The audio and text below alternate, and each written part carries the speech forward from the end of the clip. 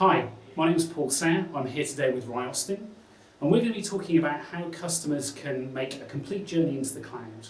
We're going to look at some of the barriers to cloud adoption that exist within organisations. We're going to talk a bit about the future of the cloud, and we're going to explore how customers can make sure they get the best overall return on their cloud investment.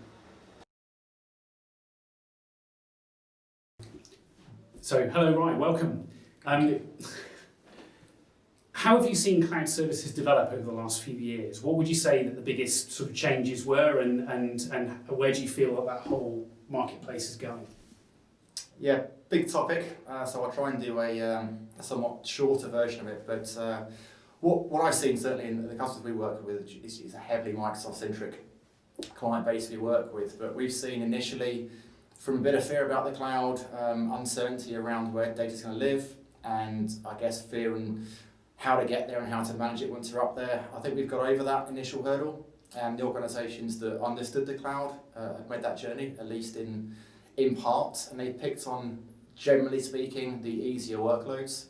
So that things like email, identity management, file storage. They picked on some more basic areas to kind of move into the cloud. It makes sense and is that easier transition. The more complex stuff, though, they're things that we're now seeing next on the list. So the kind of the quick wins have been done for those customers that kind of understood what the cloud was about, and the more complex stuff I say to follow. But what we've also seen in the particularly last few months really, is that even those companies that weren't well versed in the cloud, didn't quite get it, didn't make the jump into the cloud at the early stages, they've seen the benefits now of working remote, working through the cloud, and the flexibility it brings. So we've seen a huge lift in adoption for cloud, certainly since post-COVID. For customers that haven't made the leap into the cloud yet, is there something that you see as a common trend for a proof of concept or a first foray into the public cloud? Definitely, and what drove things historically was messaging. So as I mentioned already, the email and the file service elements. What we've now seen much more recently is unified comms. So telephony, instant message, connecting your workforce in a distributed world. So technology like Teams, it's in a huge spike. So that's generally speaking where the first journey into the cloud would start, is to deliver that kind of connected business that you've lost, possibly through not being in office anymore or being certainly more distributed and more remote. So yeah, Teams, unified comms is where we're seeing people generally start as things are in this new world. Excellent. You mentioned before that some customers still haven't made the leap into the cloud. Are there any particular barriers that you tend to come across sort of commonly with customers that haven't made that leap yet? And if so, how do you address those? Yeah, there's quite a few. I'll pick on the more common ones though, because they're the ones that hopefully we can help the majority of our listeners with. But one is cost control. So with the cloud, no longer are you buying a CapEx server, some licensing where you sweat the asset for 5 years. So that changing model around consumption based means sometimes planning is different and more complex. So if you're saying that your usage will kind of have a varying degree of usage and therefore costs, that could be a challenge for some organisations. There's also the age-old, where does data live? Where does it sit? Who can see it? Who can control it? What compliance will it have? And we see in certain domains like legal, they're more hesitant, shall we say, to put certain data in the cloud, patient data as well, and in NHS. There's different compliance challenges there as well. So there's the data piece. There is the cost control piece. There's also those that frankly invested a lot of money in data centres and servers prior to the cloud kind of big thing. So if you did have an 8-year investment in hardware, some of our customers still sweating the asset, and not until that's finished are they ready to make that move into the cloud. So there's a number of factors there, but I think really cost control, driving that where data lives and getting that to be a clear, understood picture, they're probably the two big ones we come across. So thinking about the security implications, because this I know can be quite a common barrier to organisations. Is it a real concern, or is it maybe just fear of the unknown for some customers who are looking at this? I think it is a real concern. If it's not understood, if it's not clear, then it's a concern. If it's a concern, it's a barrier to adoption. So it definitely is a real thing.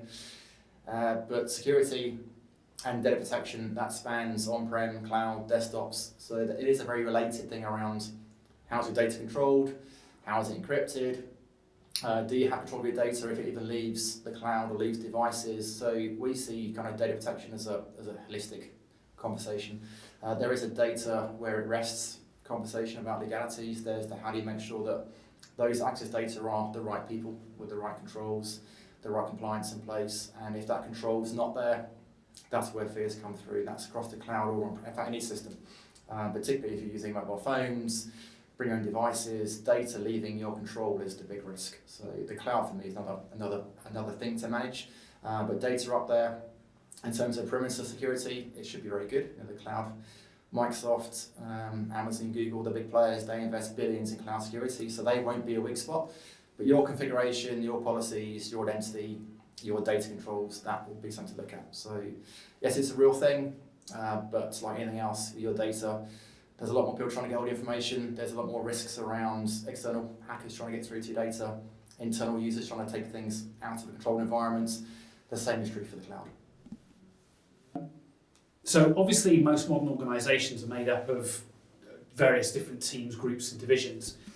How do you make sure that the needs of each individual bit of the organisation are actually met with a cloud migration? And do you ever come across areas where there is conflict between different groups' needs? And if so, how do you deal with it? Yes, there's a few questions in there.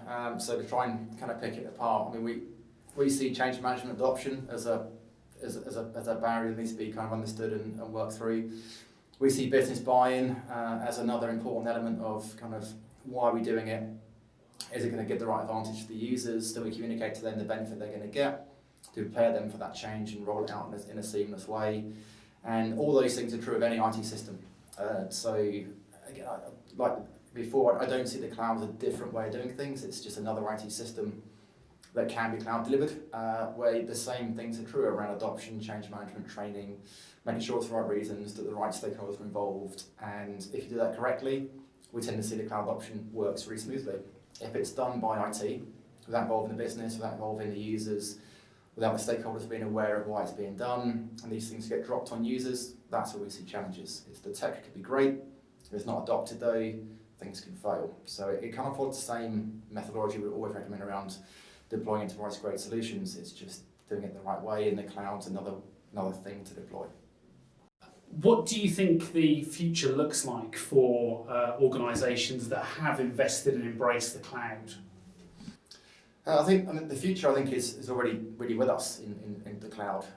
There were some challenges that we saw customers struggling with initially around the license model being recurring, and how to plan budgets for how they're going to spend around a less predictable thing 2 or 3 years in advance.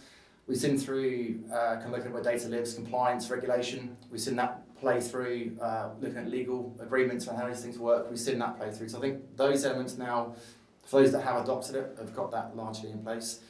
I think the new areas where we're going to see things change is that people are now understanding there is no longer a big 3-5 year platform refresh as there would have been in the kind of classic on-prem ways of doing IT. So the feature drops that we're seeing quarterly now, customers getting ready for those feature drops, having IT that can help their users take those features, understand where they fit in the organisation, turn it into a useful solution for their users. I think that cycle around that continual improvement piece, feature drops, understand where it fits, if it fits as well, deploying and giving value back to the business. I think that's the next phase. It's not just using the standard stuff, it's adopting the new stuff that's coming. So that's, for me, is probably the next area that we're seeing customers move to. Thanks for watching.